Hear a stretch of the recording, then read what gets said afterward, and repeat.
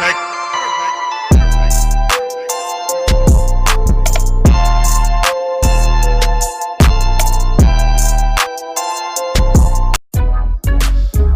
back to the Underrated podcast. I am your host, Ed G, and we're back with another episode 30 to be exact, called I'm Confused. Now, these gentlemen that you see on the screen are part of the Digital Soapbox platform, the Gangster Chronicles, with MC8, Mob James, and excuse me, but I don't know the other gentleman's name, but it's a great show, and they inspired me to start a new segment called Statement of the Day. So, and it'd be simple. So, Too Short was a guest on their podcast, and he's a rapper, and he said it's basically called a trap for a reason. You know, like, it's called a trap because it will trap you into something that you don't want. So, that's the quote of the day. It's called a trap for a reason. Now, let's get into the story. Now, we have here a black activist that goes by the name of KJ Brooks. I won't spell her name. I won't try to pronounce her name. I'll put it on the screen. One thing I can say, though, is that she's involved in the community and local politics. Can't deny her drive or her passion is going to be shown. Actually, I think more people need to get involved like this. However, I'm a male creature too. So nowadays I've been trying to make decisions by logic. I should have been doing this since my 20s, but okay. Don't judge me. And I was listening. I looked at the speech, and you know, some people loved it. And I say, I can't judge you. Not at all. I can't judge you for loving it. Maybe we just see things different. But when I was trying to listen to it and get some data out of what she was trying to, her claims, backing up her claims, I couldn't find any points where it was actual factual evidence. But maybe you guys can. So let's watch the film. Fair warning, I'm not nice and I don't seek to be respectable. I'm not asking y'all for anything because y'all can't and won't be both my savior and my oppressor. I don't want reform. I want to turn this building into luxury, low-cost housing. These will make some really nice apartments to me. Firstly, stop using black children as photo opportunities because they're cute now, but in 10 years, they're black male suspect in red shirts and khaki shorts. Eating cookies and drinking milk with children does not absolve you of your complicity in their oppression and denigration, Rick Smith. Because Kansas City will spend more on police than education and then try to encourage children to feast with their oppressors. Y'all are really weird. It's asinine to be called radical or a homegrown terrorist for not wanting government employees to kill citizens in any instance. So I'm not here begging anything of soulless white folks and self-preserving black folks. You get one life, and you all in this room have chosen profits over people, and that's pathetic. So I'm going to spend the next 2 minutes reading y'all for a filth, something I'm sure nobody has ever done. Nathan, the gentleman in the vomit-colored men's warehouse suit in desperate need of Bosley and a haircut, a former FBI agent who exudes white privilege and is the epitome of mediocrity, and who loves Trump so much that he hired his former attorney general at his firm. And it's so sweet because he spent most of this meeting looking away with his head in his hands.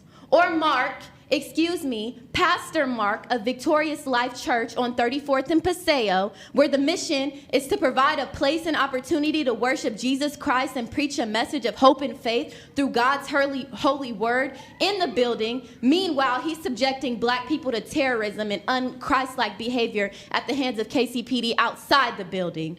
And Kathy, Miss, I'll get here before the other commission members, so I look as if I have empathy, and I'm excited to hear what they have to say. Meanwhile, I didn't have anything else to do at 8 o'clock in the morning but be rich and white and retired, so I'm here early. Or Don, owner of Wagner Investments, Blue Note LLC, and part owner of the Royals, another rich and white and disconnected and out of touch person with nothing but pure apathy seeping through the bulging veins of your paper-colored skin. You age like trash when you're racist and subject others to violence. And David, you don't get a vote, but it'd be a shame if your really progressive students at UMKC Block School of Management knew you were a cop lover in 2020. I don't think they would be a huge fan of that in 2020. In 1960 maybe, but this is 2020. And Q, had I not spent the entirety of the last 6 months dragging you, I would have more to say, but I don't. And Rick, I won't even begin with you, because I don't care enough about you. Ma'am, your time is to up. start, but you will have to spend overtime in a chapel at the end of your life. You have blood on your hands, and while these idiots hold you on a pedestal, God does not honor injustice and murder.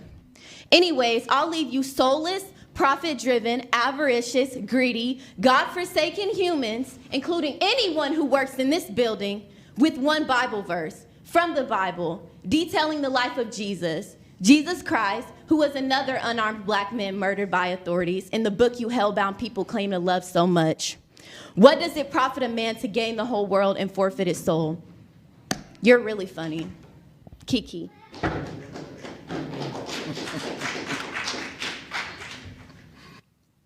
Okay, that's it for public comments. Order in the court. She need to plead for insanity. Alright, so she first came up and she said, I'm not nice and I don't seek the respect of you guys. I'm not trying to get respect. But she did say she don't want no police reform. So okay. Then she said, okay, I wish we can turn this building into luxury, low costing apartments. I didn't even know that existed.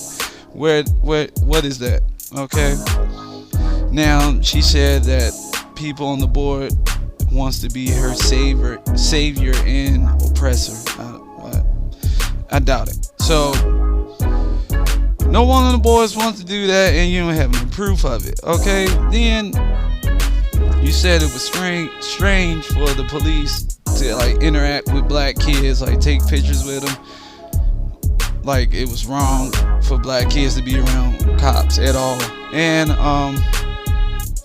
cookies and milk is not a feast, so that no one was feasting.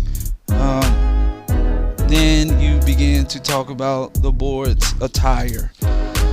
Nathan, the vomit colored suit. Former FBI agent.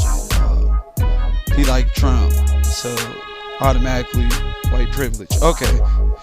Alright, and then Mark, the black pastor that cannot control what niggas do outside of his church. Okay. And then Kathy, it's your fault for being rich, white, and on time. I don't get it. But okay. And then Dan, it's your fault because you're disconnected and you're a part owner of the baseball team, so you should understand what she wants, I guess. And then Q, he didn't get a vote, whatever. Then finally Rick, he got blood all over his hands from what niggas is doing in the streets. Okay. I just wonder how that helped. And then she went to Jesus Christ, an unarmed black man who was treated just like black people on the street. What? You forgot who gave up Jesus? Who gave up Jesus? They look like him. But hey, that's here nor there.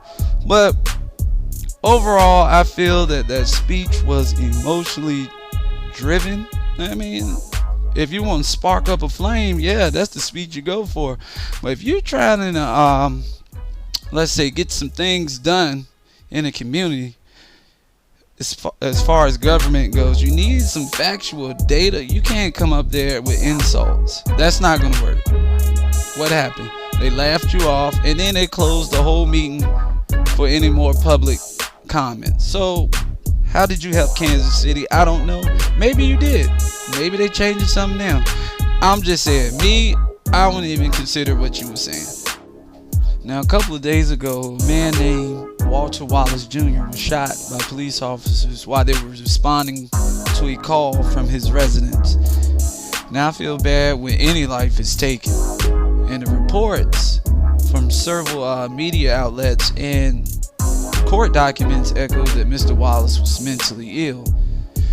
Walter Wallace was married with several kids, and he had one on the way with his wife. Now, video of the incident was posted on several media and social media outlets.